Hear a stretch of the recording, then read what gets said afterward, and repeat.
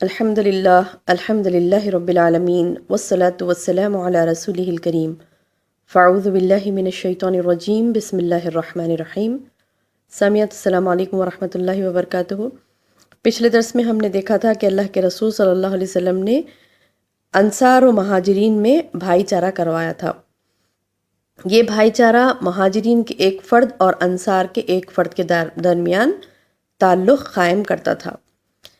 آگے دیکھتے ہیں کہ اور کیا کیا بھائی چارہ اللہ کے رسول صلی اللہ علیہ وسلم نے کیا۔ چونکہ مسلمان مدینہ آنے کے بعد ایک مستقل امت ہو چکے تھے، اس لیے ان کی اجتماعی تنظیم کی بھی ضرورت تھی۔ مکے میں کیا تھا؟ وہاں پر کوئی اجتماعی تنظیم نہیں تھی، کیونکہ وہاں پر ایک کوئی مستقل امت نہیں تھی۔ جو بھی اسلام قبول کرتا وہ چوری چھپے رہتا یا پھر اعلان بھی کرتا تو متحد نہیں ہو پاتے تھے، کیونکہ وہاں پر مشرکین کی تعداد زیادہ تھی اور مشرکین وہاں پر زوراور تھے۔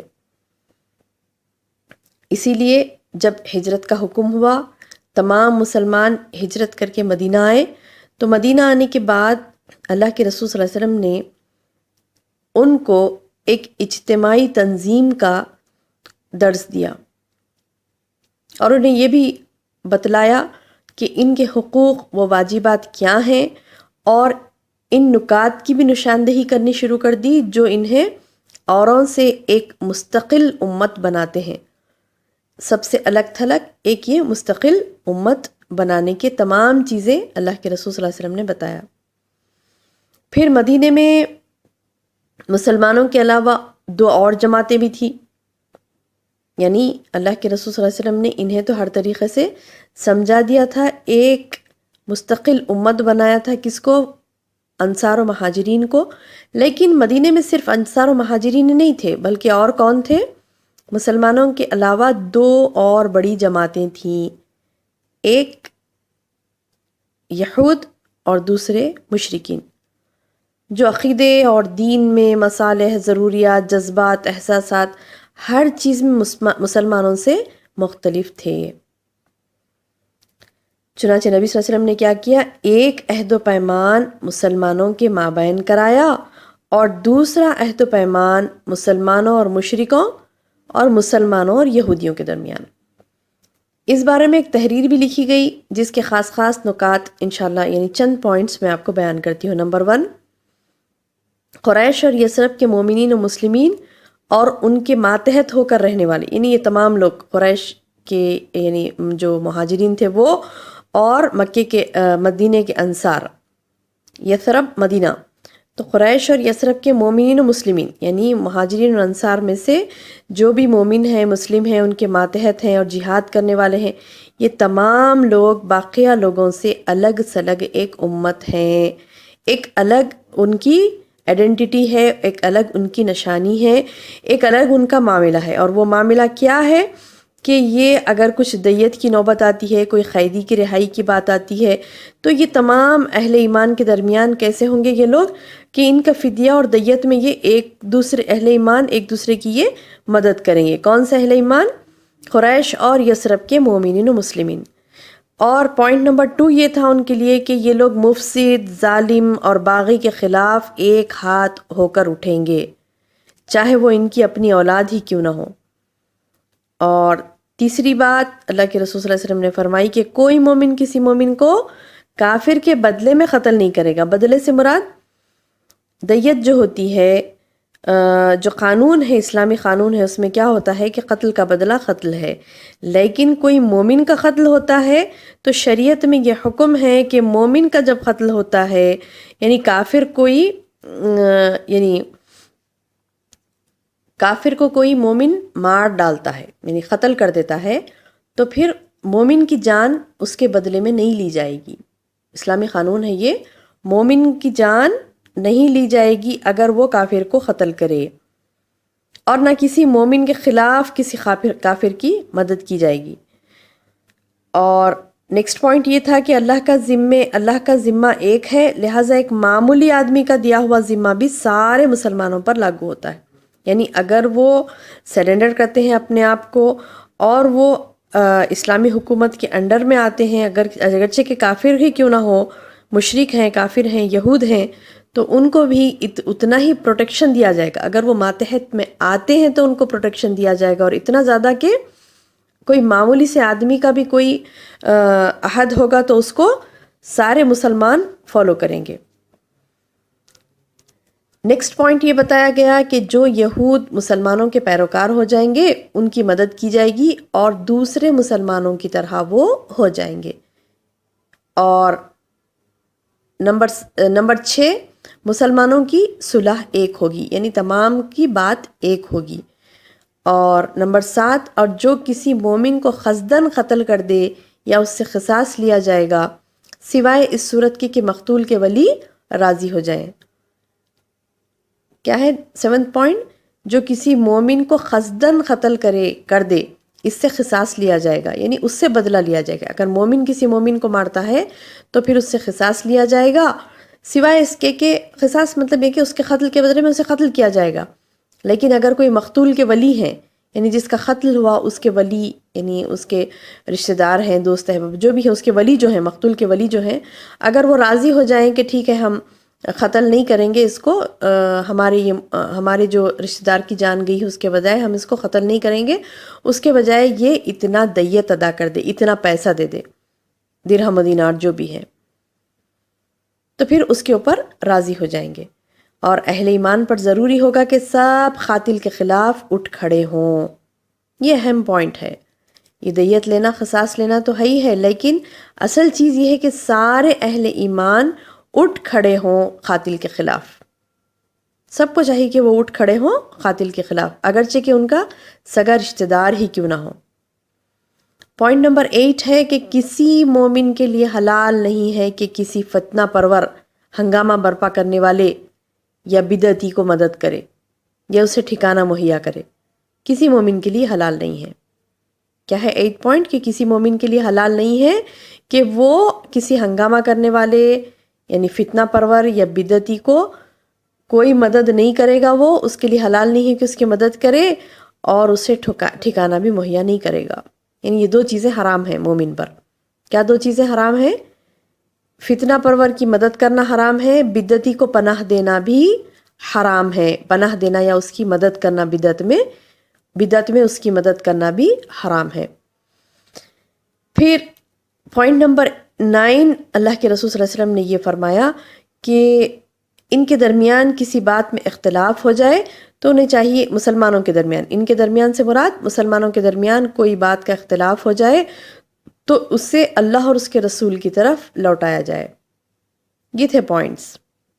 اس عہد و پیمان کے علاوہ نبی صلی اللہ علیہ وسلم نے مختلف اوقات میں یہی نہیں عہد و پیمان کروایا مسلمانوں کے درمیان میں، بلکہ معاشرتی لیول پر اللہ کے رسول صلی اللہ علیہ وسلم نے اسلامی اخوت کا جو حق ادا کیا وہ واقعتاً قابل تعریف ہے. کہ اتنا زیادہ باہم تعاون کرنا، مدد کرنا، ایک دوسرے کی اتحاد، اگانگت، غم گساری، خبرگیری کی اتنی ترغیب دلائی کہ سبحان اللہ ایک پاکیزہ معاشرہ تیار ہو گیا اور یہ اخوت تاریخ کی سب سے بلند چوٹی تک پہنچ گئی. آج بھی تاریخ میں یہ اخوت و بھائی چارگی کے جو پوائنٹس اللہ کے رسول صلی اللہ علیہ وسلم نے ایز اے اوتھ ان سے لیے تھے، ایک دستاویز کی شکل میں ان سے دستخط کروائی گئی تھی، تو یہ جو پوائنٹس تھے جس کے اوپر اللہ کے رسول صلی اللہ علیہ وسلم نے ان کو بھائی چارہ کروایا تھا، وہ پوائنٹس آج تک بھی سنہرے الفاظ سے لکھے ہوئے ہیں. اور ایسی اخوت، ایسی بھائی چارگی ہوگی تو سبحان اللہ ایک بہترین، پاکیزہ اور زبردست معاشرہ تشکیل پائے گا. اب باقی رہے مشرکین، تو ان کا معاملہ چل چلاؤ پر تھا. جیسے ان کی اکثریت اپنے سرداروں اور بڑوں سمیت ایمان لا چکی تھی مشرکین کی، اور ان لوگوں میں اتنی سکت بھی نہیں تھی کہ وہ مسلمانوں کے مد مقابل کھڑے ہو سکتے تھے.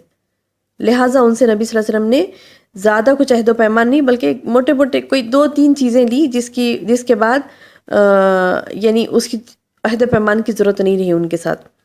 1-2 چیزیں جو مشرکین کے ساتھ عہد و پیمان میں تھی وہ کیا تھی کہ نمبر 1، کوئی مشرک قریش کے جان و مال کو پناہ نہیں دے گا اور نہ کسی مومن کے آگے اس کی حفاظت کے لیے رکاوٹ بن سکے گا. اور اس عہد کے بعد ان کی طرف سے کوئی اندیشہ نہیں رہا. کس عہد کے بعد؟ صرف ایک ہی عہد لیا گیا مشرکین سے، کیا؟ کہ کوئی بھی مشرک قریش کی جان و مال کو پناہ نہیں دے گا اور نہ کسی مومن کے آگے اس کی حفاظت اس کی حفاظت کے لیے، یعنی کسی مومن کے آگے اس کی حفاظت کے لیے رکاوٹ بن سکے گا. یعنی ایک ہی عہد لیا گیا کہ لفظ مشرک کی وہ مدد نہیں کرے گا کسی بھی طریقے سے، اور مومن کے خلاف جاگے تو ہرگز بھی نہیں. بس یہ ایک عہد کے بعد ان کی طرف سے اب پھر کوئی اندیشہ باقی نہیں رہا. اب باقی رہے یہود. مشرکین کے معاملے میں تو صرف یہ ایک تھا. اوپر میں نے جتنے پوائنٹس بیان کیے وہ تمام کے تمام مسلمانوں کے تعلق سے تھے. اس کے بعد مشرکین کا صرف ایک ہی عہد تھا کہ وہ کوئی مشرک کی مدد نہیں کریں گے اور نہ کوئی مومن کے خلاف اٹھیں گے. یہ ایک عہد مشرکین سے لیا گیا تھا. اور دوسرا یہود سے کیا عہد لیا گیا تھا کہ یہود یہ تو ان کے ساتھ نبی صلی اللہ علیہ وسلم نے جو معاہدہ کیا اس کے خاص خاص نکات آپ کو بتاتی ہوں، یعنی چند پوائنٹس آپ کو بتاتی ہوں. نمبر 1، یہود مسلمانوں کے ساتھ ایک امت ہوں گے، ان کے لیے ان کا دین اور مسلمانوں کے لیے مسلمانوں کا دین ہوگا. چونکہ یہود ہیں معاشرے میں، وہاں پر اسلامی معاشرے میں، تو انہیں کہا گیا کہ ٹھیک ہے تم قبول کر لو ہماری خلافت کو، اور اس کے بعد تم کیسے رہو گے؟ ہمارے ماتحت بن کر رہو گے اور ہم تمہاری حفاظت کریں گے، اور ان کے ذمے ان کا خرچ ہوگا اور مسلمانوں کے ذمے مسلمانوں کا خرچ ہوگا. پوائنٹ نمبر 2، جو طاقت اس معاہدے کے کسی بھی فریق سے جنگ کرے گی، کوئی بھی طاقت ہے اس معاہدے کے کسی بھی فریق، یعنی کیا معاہدہ؟ یہ جو مسلمانوں اور یہود میں معاہدہ ہو رہا ہے، اس معاہدے کے کسی بھی فریق سے اگر کوئی طاقت جنگ کرے گی یا یثرب پر کوئی حملہ وار ہوگا تو سب اس کے خلاف آپس میں ایک دوسرے کی مدد کریں گے اور ہر ایک اپنی جانب کا دفاع کرے گا. پوائنٹ نمبر 3، اس معاہدے کے شرکاء کے درمیان خیر خواہی، خیر اندیشی، نیکوکاری ایسے تعلقات ہوں گے، گناہ کے نہیں ہوں گے. نمبر 3 کیا بتایا میں نے؟ اس معاہدے کے شرکاء کے درمیان، شرکاء مطلب جو شریک ہوئے معاہدے میں، دو لوگ، یہود اور مسلمان، اس معاہدے کے شرکاء کے درمیان خیر خواہی، خیر اندیشی، نیکوکاری ایسے تعلقات رہیں گے، گناہ کے نہیں رہیں گے. اور نمبر 4، آدمی اپنے حلیف کے جرم میں نہیں پکڑا جائے گا. اگر کوئی حلیف مطلب ہے کہ جس کے ساتھ معاہدہ ہوا تو وہ کوئی جرم کرتا ہے تو پھر آدمی اپنے حلیف کے جرم میں نہیں پکڑا جائے گا. نمبر 5، مظلوم کی مدد کی جائے گی.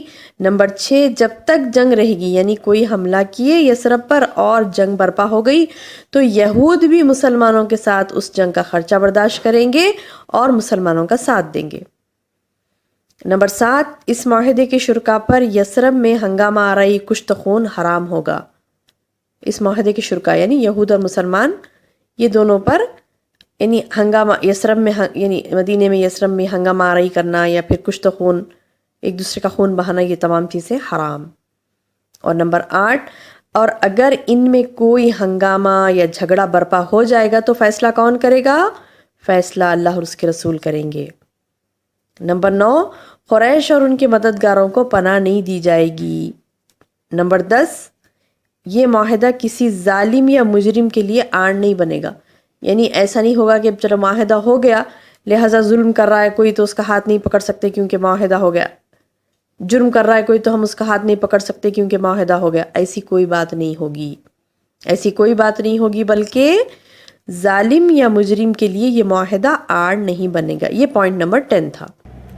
یہ معاہدے جتنے بھی بتائے گئے مدینے میں جو اللہ کے رسول صلی اللہ علیہ وسلم نے مسلمانوں کے درمیان کیے تھے، مشرکین کے ساتھ ایک معاہدہ کیا تھا اور یہودیوں کے ساتھ جو معاہدے کیے تھے، یہ 3 معاہدے جو میں نے آپ کو بتائے، اس کو دوبارہ غور سے سنیے گا اچھی طرح سے اور ذہن نشین کر لیجئے گا، کیونکہ یہ ایک اسلامی معاشرے کی تشکیل جب ہوتی ہے تو اس وقت یہ معاہدوں کے ذریعے سے ایک امن و امان قائم ہوتا ہے.